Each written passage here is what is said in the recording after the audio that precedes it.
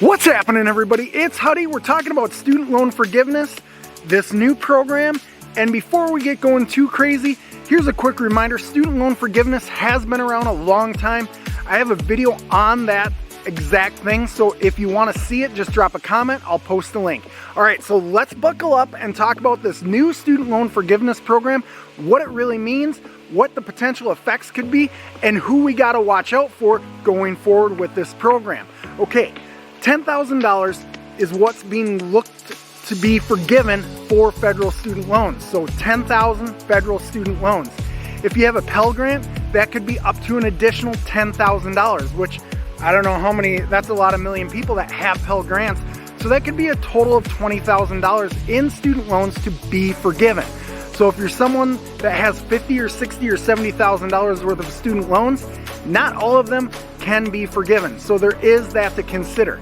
So getting more to the meat and potatoes of it, they're looking at this and estimating a $300 billion cost over the next 10 years in this forgiveness program. A couple other things to consider, and what the experts are saying is in the short term, this could offset some inflationary, but in the long term, it could hurt, meaning inflation could go back up because of this program. Now, the other thing that we're not considering is what universities are going to be doing. Universities are going to assume students, if you're like me, you have one or two in college and one getting ready to go in a year. Those student loans, guess what? If you didn't take them out before June 30th of this year, they're not eligible for that program. So universities potentially could increase their tuition, assuming that these students are gonna, fall for it, thinking they're just gonna get student loans forgiven.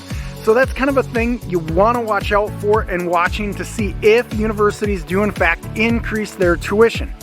Now, an interesting thing that Nancy Pelosi said back in July of last year is she said that the president didn't have the authority to cancel or forgive student loan debt. He could delay or he could postpone student loans, but he couldn't cancel it.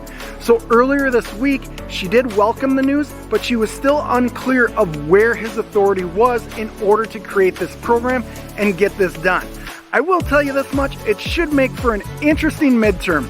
I appreciate you checking out the video. If you have any questions, feel free to drop a comment. We'll see you at the next one.